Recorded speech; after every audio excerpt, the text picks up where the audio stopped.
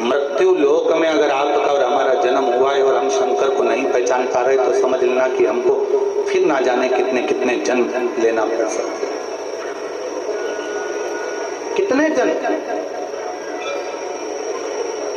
और जिसने जान लिया भगवान शंकर को, एक पत्र अच्छा है, कहीं बैठी हो तो हाथ हिला सकती हैं, बैठी हैं हाथ हिला देगा।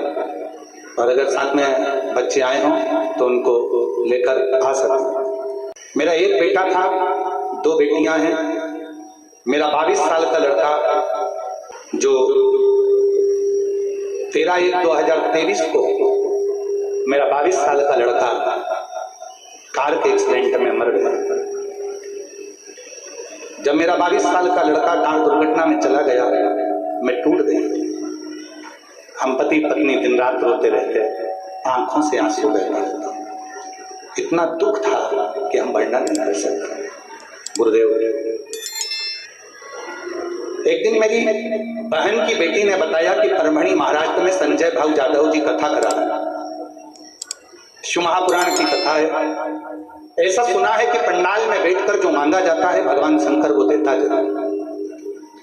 जादव जी ने 5 दिन की कथा करवाई है, कहीं योग बना है परभणी का, चलो तुम भी उस कथा में चलो। पति पत्नी कथा में पहुंचे, पंडाल में कहीं जगह नहीं थी, बाहर बैठ गए, कथा सुनते, विनती करते, रोते रहते।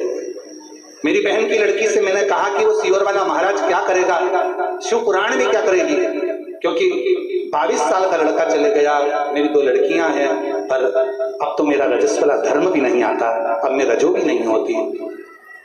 अब मेरा रजो धर्म खत्म हो गया, और रजो धर्म खत्म हुए भी कई साल हो गए।